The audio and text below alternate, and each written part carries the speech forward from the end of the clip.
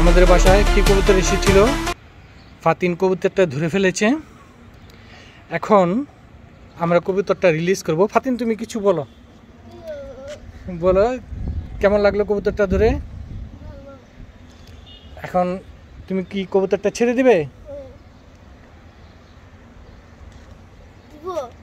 হ্যাঁ দাঁড়াও, একটু মজা করে নাও। এই হচ্ছে আমাদের বিল্ডিং। এখন ফাতিন কবুতরটা রিলিজ করবে। ফাতিন, হ্যাঁ তুমি কবুতরের সম্বন্ধে কিছু বলে ওকে ছেড়ে দাও। বলো যা বলার। হুম হুম